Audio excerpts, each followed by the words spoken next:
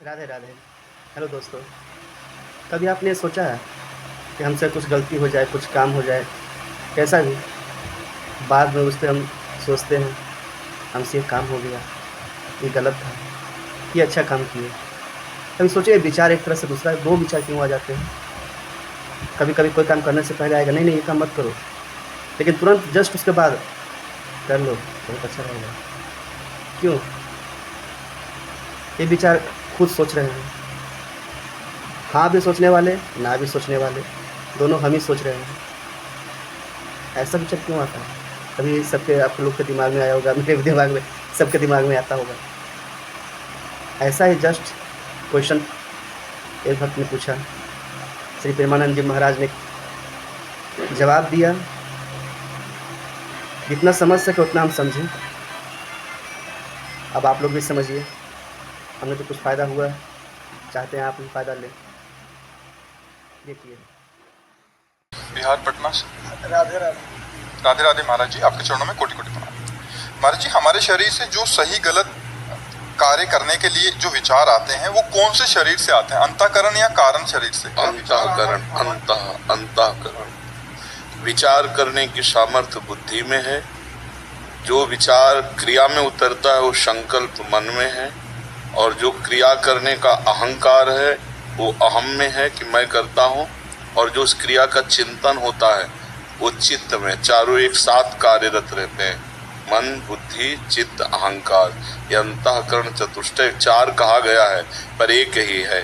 निश्चय करने के कारण विचार का, बुद्धि, क्रिया में उतारने का संकल्प, क्रिया का चिंतन चित्त, और क्रिया स्वीकृति अहंकार, ये चारों बातें अंतःकरण में होती हैं। और अंतःकरण में जिसके नाम चलता होता है उसका विचार शुद्ध होता है, नहीं तो बुद्धि अशुद्ध विचार करती रहती है, वो कभी शुद्ध विचार नहीं कर सकती। समझ पा रहे हो आप? महाराज जी, इनका एक और प्रश्न है कि महाराज जी, जितनी आप सत्संग करते हैं, श्री जी एवं गुरु के प्रति अनन्य आश्रित प्रेम भावना बात भी होती है उसमें, उतना हमसे अभी बन नहीं पा रहा, जबकि आपका दिया हुआ राधा नाम निरंतर जप करने का क्यों? हाँ, क्योंकि अभी आपका लक्ष्य नहीं बना है। एक क्षण भी हम पीड़ा में नहीं रहते, भयंकर पीड़ा है शरीर में। क्यों? क्योंकि हमारा लक्ष्य प्रभु है, वो कोई भी हमें परास्त नहीं कर सकता। तुम्हारा तो स्वस्थ शरीर है, आनंद पूर्वक प्रभु में स्थिति करने के लिए लक्ष्य दृढ़ नहीं हुआ, फिर बात। हमारा लक्ष्य दृढ़ अभी दृढ़ नहीं हुआ ना, आपने माना है, दृढ़ हो जाएगा तो उसकी पहचान है। नहीं खान पान ते भावे है, नहीं कोमल वसन सुहावे है, सब विषय लगे ते खारा है, हरि आशिक का मग न्यारा है। हरि का जो आशिक है वो तो ब्रह्मादिक के भोग सब विषम लागत ताहे, नारायण ब्रजचंद की लगन लगी है जाए। जिसको ब्रजचंद श्री हरि की लगन लग गई उसको ब्रह्मादिक के भोग विष के समान लगते हैं। यहाँ तो सांसारिक भोगों में गिर जाओगे बच्चा, गिरे हुए हो। हम सब सांसारिक भोगों में गिरे हुए हैं, ब्रह्मलोक तक के भोग उसे अच्छे नहीं लगते, और जिसको लक्ष्य भगवान बन जाते हैं।